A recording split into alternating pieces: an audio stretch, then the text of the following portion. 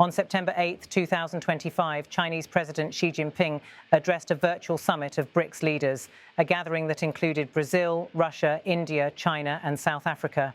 The meeting was framed as a key moment for the bloc, which has steadily positioned itself as the voice of the global South in a world increasingly shaped by geopolitical tensions and economic rivalry. Xi's remarks were delivered in Mandarin and translated into English for international audiences. His comments touched on two of the most pressing global crises, the war in Ukraine and the ongoing conflict in Gaza, as well as broader concerns about the future of the world economy. At the start of his speech, Xi aligned himself with Brazilian President Luiz Inácio Lula da Silva, who had previously referenced the need for a united BRICS stance on global flashpoints. Xi was unequivocal in his agreement.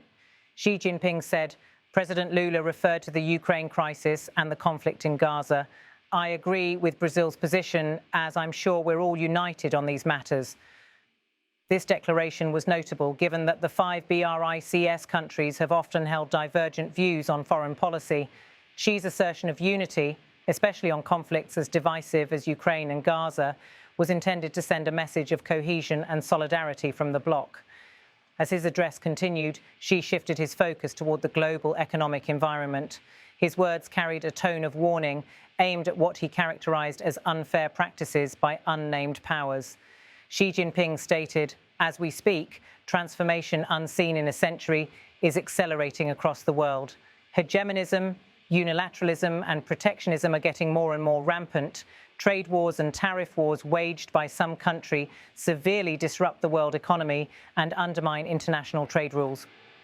Although he did not name the country directly, the reference was widely interpreted as a critique of the United States.